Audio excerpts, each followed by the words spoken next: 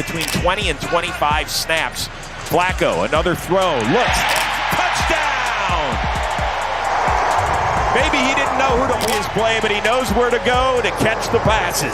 So I'm telling you right now, Kevin Stefanski is in Cleveland scratching his damn head because y'all want to know what? His mad scientist experiment did not work.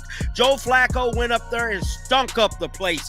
Guys, for this... Joe Flacco went full chaos mode, firing off not one but two reckless interceptions like he was trying out for the opposing defense instead of running his own offense.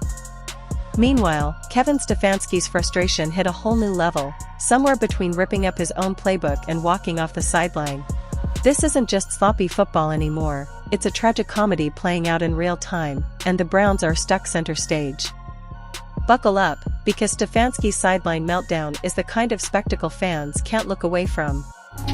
So Joe Flacco has broken his silence about his horrendous start. I don't care that he threw for 291 yards. Y'all can't erase those two damn interceptions. I don't care that the wide receiver couldn't catch the ball. I don't care nothing about none of that, bruh. He threw 2 picks. That's on his stat sheet for the day. And all of you haters could go on somewhere. Because I'm telling you right now, this experiment is going to be bad and it looked real spooky. If you're enjoying, please subscribe Shatter Sanders to the channel. It helps more than you think. Kevin Stefanski arrived in Cleveland looking like a mad scientist straight out of a bargain bin superhero flick, and his grand experiment just blew up spectacularly. Picture him in a lab coat and goggles, test tubes bubbling as he proudly declares, "Gentlemen, I found the formula, 40-year-old Joe Flacco is our savior." Spoiler. The big reveal flopped harder than a freshman science project with vinegar and baking soda. When the smoke cleared, all Cleveland had to show for it were 2 reckless interceptions and a head coach furiously scratching his head, like maybe the real mystery wasn't the playbook but the dandruff. The genius plan turned into pure chaos before anyone saw it coming. It's not required when you're trying to undo so much as what has away from this win if it's Cincinnati Bengals. Well, you finally win in September. You win at the start of the year, right? Zach Taylor coming into this as a head coach, 1-11 in his first 2 games of a season. And so, yeah, it was ugly. And maybe if the Cleveland Browns had a kicker who could make an extra point or a 36-yard field goal, right? That's a swing of 4 points that they could have had. In fact, right before, the Browns shouldn't have even had a chance right there. There shouldn't have even been the interception because the Bengals should have been able to run out the clock, get a first down, and end the game. Joe Flacco arrived in Cleveland painted as the veteran savior, the playoff-tested warrior who once lit up January and rode a miracle run to a Ravens Super Bowl. But the version the Browns rolled out? This was bargain rack Joe Flacco. Off-label, microwavable in 30 seconds Joe Flacco, the kind you pull from the freezer and regret immediately, soggy in the middle and scorched on the edges. Cleveland didn't get the hero, they got the best before 2018 edition, complete with creaky legs and fading magic. And it showed. 2 brutal interceptions, drives derailed, and all the hard-earned momentum swirling straight down the drain while fans sat stunned, wondering where the legend went. Hey, from my assessment, y'all, they don't want a controversy. That's how they don't want to because we know what Flacco can do. Why does Flacco start in the game? We know what he can do. He led y'all to the playoffs the last time y'all let him play. Meanwhile, off to the side in a hoodie, Shatter Sanders sat inactive for reasons no one could make sense of. Not injured. Not suspended. Just benched. It felt like Kevin Stefanski rolled out of bed and decided, you know what will really shake things up? Let's not dress the young quarterback with actual upside. Brilliant plan, coach. Inspired stuff. Because clearly, the answer to Cleveland's problems is letting a 40-year-old Joe Flacco loft passes like helium balloons at a children's party. Forget evaluating the rookies or injecting life into the offense, why not double down on mediocrity and hope the fan base stays quiet? Spoiler alert, they didn't. Everyone in that stadium saw it, and the frustration was impossible to miss. Doyle, you could have put my boy in and would have changed the whole game. But hey, they wanted to ride with Joe. You ride with Joe, you lose with Joe. It is what. Then came the press conference. Kevin Stefanski at the podium looking like a man trying to spin how the dog ate his homework. Frustrated. Missed opportunities. We'll clean it up. It felt less like a head coach taking responsibility and more like a salesman trying to unload a broken-down car. Sure, it won't start now, but change the oil and maybe it'll surprise you. Sorry, coach, Cleveland's not buying it. The Browns don't need metaphors or empty reassurances. They need wins. Instead, they got a head coach juggling cliches like a quarterback with butter on his hands. Very, very disappointing to come away with a loss in that game. Can't be -2 versus a good football team, and that's really the story of the football game. Tip balls, and we got to play cleaner. Now, there's 1,000 things that we can do better from a coaching staff, from a player standpoint, but we have to do a better job securing that rock. We obviously missed a field goal, missed an extra point. Those are points in these type of games that you have to come away with. So, it hurts. But let's not forget the comedy of errors on special teams. A missed field goal here, a missed extra point there, and suddenly points were evaporating into thin air like smoke from a busted grill. In games decided by inches, the Browns were donating points like a charity drive. Stefanski defended his kicker like he was a proud parent at a spelling bee, but the scoreboard doesn't hand out participation ribbons. In Cleveland, 3 points left on the table isn't just frustrating. It's catastrophic.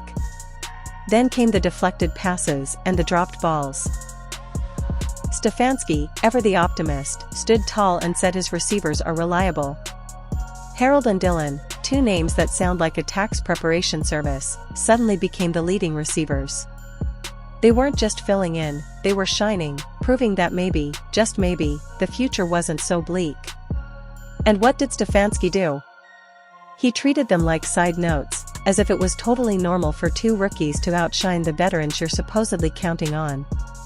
If that's not a giant neon sign pointing at the obvious, play the kids, then I don't know what is.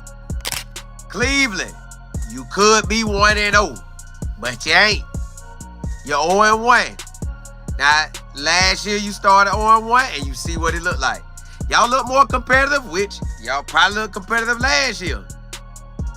Now, close this game was, as I was coming on, I say, now, are they trying to find ways to look competitive and tank? I'm just saying. Now, you got to take everything under consideration because you got rookies on this team playing that I didn't play no quarterback. And while the offense collapsed like a tent in the wind, the defense was out there doing their job, holding the opponent to 7 yards in the second half. 7. That's not defense, that's bullying. The defense was like a bouncer at a nightclub, not letting anyone pass the velvet rope. They put on a masterclass, and what did they get for it? A front row seat to Joe Flacco's turnover festival. Imagine pouring your soul into 3 sacks, shutting down drives, holding the line, and then watching your quarterback throw the ball away like it was a gift to the other team. That's not team football. That's betrayal. And at the center of it all, Myles Garrett. The man was double-teamed, triple-teamed, possibly getting guarded by the concession stand staff at some points, and still managed to wreak havoc. Because nothing says accountability like promising to sit in a dark room with a projector and relive your own humiliation. We win together, we lose together, he said. Cute. But the truth is, the defense did their job, the rookies did their job, and the coaching staff sent Cleveland into battle with a microwave quarterback and 0 plan B. That's not we lost together. That's sabotage from the inside. And hey, look here, y'all. Kevin, the head coach of the Cleveland Browns. Y'all, he pretty much wasted our time. When I really sit back and look at this thing, he pretty much wasted the whole summer and the preseason games. He just voluntarily gave Joe the job. When you check Joe records, he ain't about nothing. The fans, of course, saw right through it. Nobody in Cleveland is buying the trust the process nonsense anymore.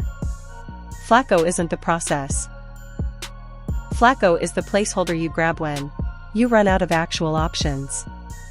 And when you trot him out there against a division rival, expecting magic, all you're really doing is setting yourself up to be the laughingstock of the league. Because let's be real, this isn't the Ravens Super Bowl Flacco. This isn't the playoff hero who beat Brady and Manning in the same run. This is 40-year-old, post-career tour Flacco, the one who's been bounced around teams like a traveling salesman. The kind of loss that lingers, that rots in the back of your mind like spoiled milk.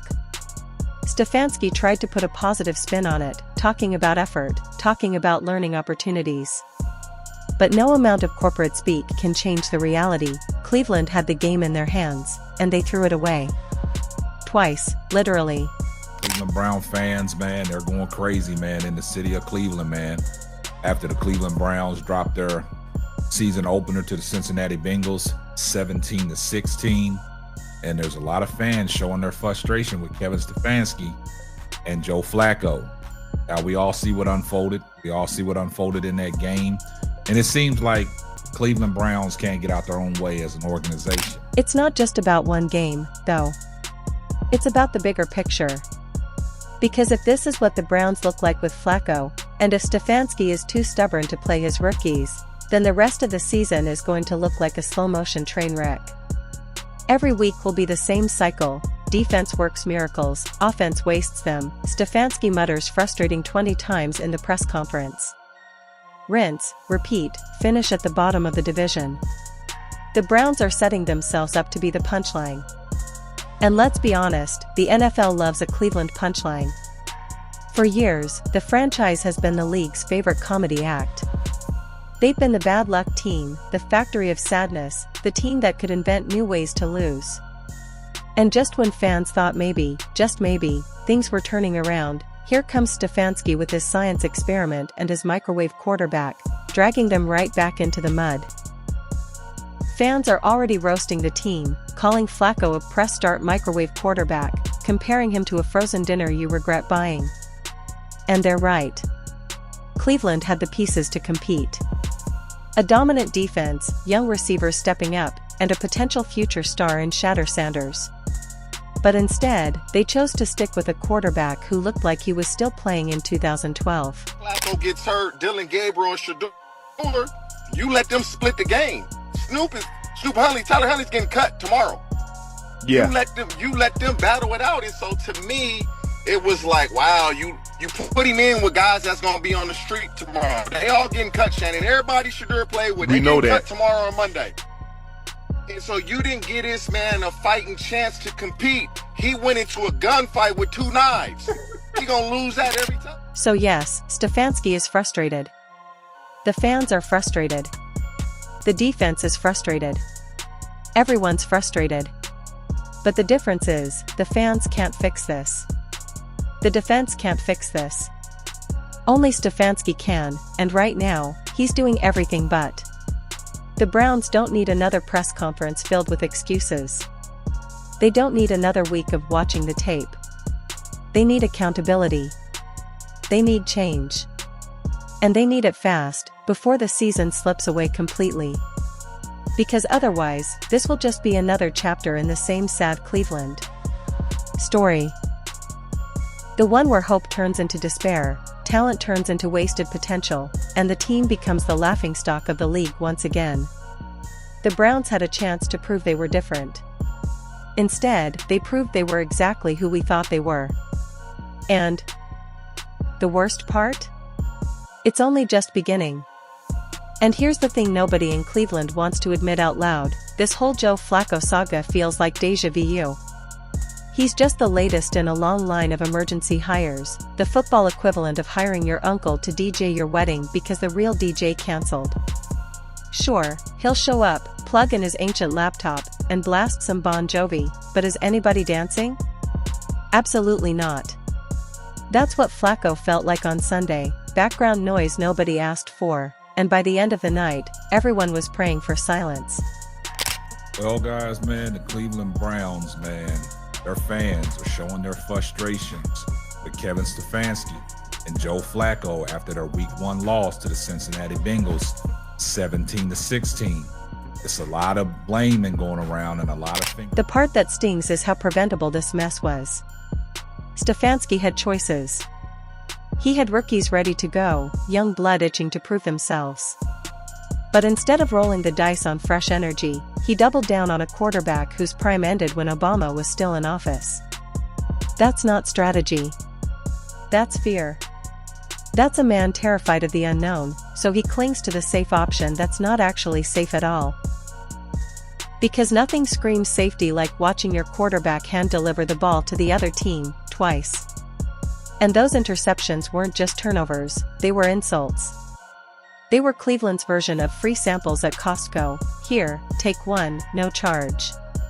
The defense worked their tails off, only to have Flacco undo their labor in seconds. Imagine building a sandcastle for hours, sculpting every tower and moat, and then Flacco runs by with a beach ball and knocks it all down. That's what it felt like for the Browns' defense. Blood, sweat, and sacks for nothing. These kids walked into their first big moment and outshined everyone else on offense. They didn't look scared. They didn't play small. They stepped up. And Stefanski treated it like a side note, like it was expected all along. But if rookies can lead the team in receiving yards, why not give the rookie quarterback a chance?